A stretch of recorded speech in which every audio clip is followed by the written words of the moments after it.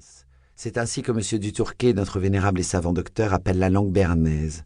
C'est une manière de témoigner qu'il est fils pieux, filus pius et progène, du Béarn, et soucieux de ses gloires littéraires. Or, la langue de Despourins n'ayant qu'un rapport purement étymologique avec celle que les honnêtes gens qui ne connaissent pas Despourins comme moi et toi parlent, on n'y comprend rien. Ou bien on me répond en français avec l'accent de Tartarin, et autant de vagues et d'incertitudes, de sorte que je n'y comprends pas davantage. Tout cela a ses couleurs locales et assez gênant, ce qui est la même chose. Dernier caractère, il y a sans exagération autant de bœufs que de gens, et pas des bœufs comme j'en avais vu jusqu'ici. Il y a bœufs et bœufs. Ceux-ci, bien évidemment, sont bœufs, et non bœufs. Ils ont le corps jaune vigoureux et splendide, enveloppé dans une chemise de toile brune comme dans un froc. Leur tête seule sort, est grave, belle, douce et résignée, avec 2 yeux lustrés et tristes, et une vaste peau de bête recouverte de fougères leur couvrant le crâne de là, émergent 2 cornes magnifiques. Une vraie tête de Christ. Mais ces nobles martyrs ont une ampleur et une pureté de ligne, une vigueur de membres et une beauté plastique telle que l'on est tenté de leur rendre ce beau culte que Théophile Gautier avait pour eux. Maintenant que ma période est terminée et que Théophile Gautier a allumé dans mon cœur la longue série de mes griefs, à moi compte 2 mots. Ôte-moi d'un doute. Avais-tu bien Fracasse, et sa pure étincelle n'alluma pas chez toi le feu dont je ruisselle? Oses-tu bien encore te montrer devant moi? Ô rage, ô désespoir, ô vieillesse ennemie, n'ai-je donc tant vécu que pour cette infamie? N'ai-je indiqué Fracasse à tels illettrés que pour voir en un jour flétrir tant de lauriers? Comment admiratrice surannée du presbytère, comment abonnée de la revue des 2 mondes, comment dévoratrice impitoyable d'abricots et de cerises cuites, comment... Les termes effrayés se dérobent sous moi.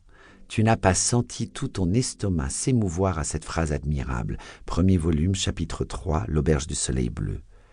Je n'ai que de la merluche, du jambon et du potage. Donnez-nous du potage, du jambon et de la merluche, s'écria en chœur la troupe famélique.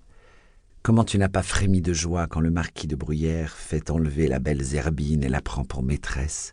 Quand la marquise de Bruyères, voulant se venger des infidélités de son époux, prend pour amant le beau Léandre, et quand Isabelle, au 1er chapitre du 2nd volume, un regard jeté dans une lucarne, après la tentative déloyale de Sigognac, fixe sur lui ses beaux yeux bleus pleins de larmes. « Ah !» s'écria-t-elle, « vous m'avez fait bien du mal. » Et la volée de bois vert que reçoit le beau Léandre, enfin et surtout ce merveilleux chapitre chez monsieur le marquis, le plus beau peut-être, avec une déclaration d'amour de Chiquita. Ingrate. J'ai lu Eugénie Grandet, très beau, très triste, mais variai-je mes épithètes à l'infini, je ne dépasserai jamais un modeste trait. Belle dame de tous les jours, jusqu'ici histoire de latin ou grec est fait. Ensuite, à la 66e page, Mignet m'intéresse beaucoup à ses lectures et expliquait déjà 250 au moins vers de Énéide, grec aussi, et aussi style télégraphique d'une nommée Adélaïde Veil, qui parle absolument comme petit Zoïque de ma chanson. Belle marquise d'amour, mourir pour vous, veut, mais point corriger lettres, incorrection grammaticale, d'idées, de style ou d'écriture. Fait trop chaud pour cela. Bonsoir, belle sauvage tachée, écrit mieux François. Merci il France adorable, fait trop chaud pour cela, Sarcé.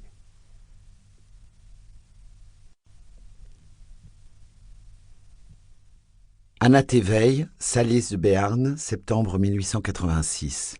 Mon cher petit grand-père, merci 1000 fois de ta lettre. Il paraît que mon style a le malheur de déplaire à tout le monde.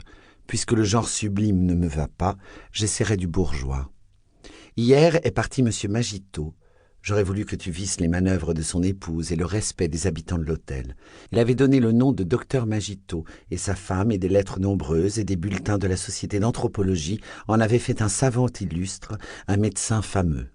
Tandis que nous passions pauvres et ignorés dans le salon de l'hôtel, on s'empressait autour de la divinité, d'un accueil bienveillant d'ailleurs, affable et facile. Docteur, ces médecins toujours distraits, tous les savants et tous les docteurs écrivent comme ça d'une manière illisible. Vous ne savez pas, madame, demandez au docteur, mais vous savez...